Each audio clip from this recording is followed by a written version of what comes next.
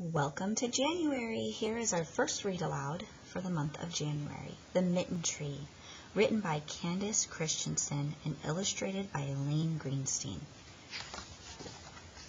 The Mitten Tree.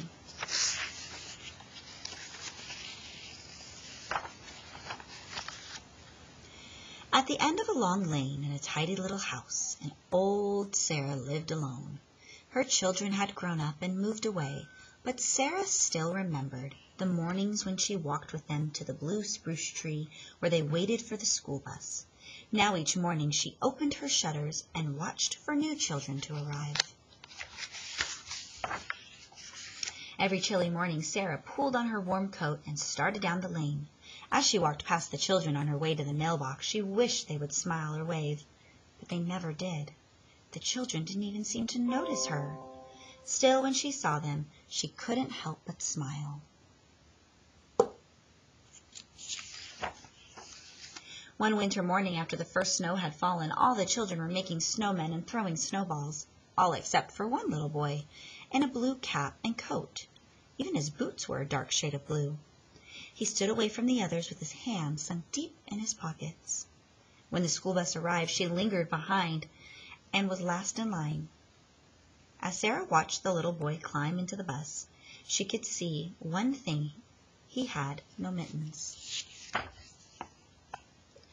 All that day Sarah couldn't stop worrying about the little boy with no mittens. Late in the afternoon, as the sky grew dark, Sarah dug through the basket of yarn, scraps she had saved for many years.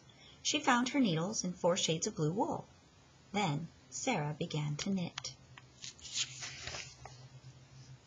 Sarah worked late into the night, and when the sun began to rise, she hurried to the bus stop and hung the mittens on the old spruce tree.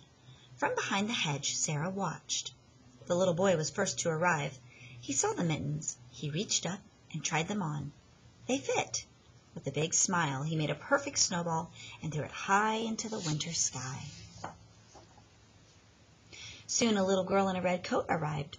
Her mittens didn't match. That night Sarah knitted with red yarn. Every day now, as Sarah went to the mailbox, she watched for children without mittens. Then she would hurry home and knit. Early in the morning, she would hang the new mittens on the tree. The children loved the game. Each day they would search under every branch and bough for another pair of mittens. Once or twice Sarah thought that the boy with the blue mittens had seen her, but he always looked away. Night after night, Sarah knitted mittens in every color. Some had stripes, some had hearts, some even had little snowflakes all over them.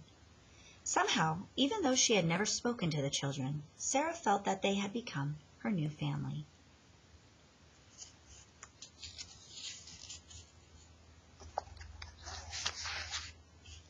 On the last day before winter vacation, Sarah awakened before dawn. She took the empty basket that once had held yarn and filled it to the brim with mittens. Out the door and down the steps she headed. When she got to the blue spruce tree, she hung mittens on every branch.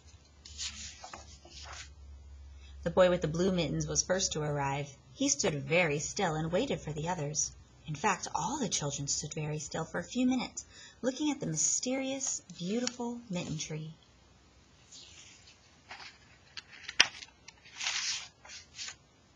When they boarded the bus, each child now wore a pair of mittens.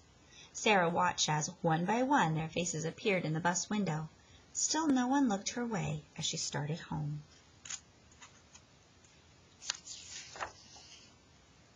But Sarah's heart was full. It was as full as when the sound of her own children had filled her house.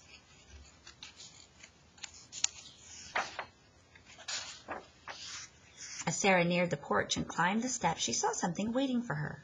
There in the corner was a basket, woven with thick brown vines and decorated with a large white bow. In it were balls and balls of beautiful, colorful yarn.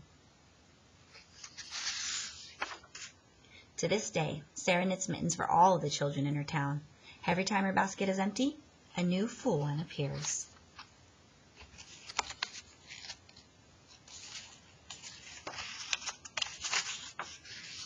Sarah doesn't know who the yarn is from.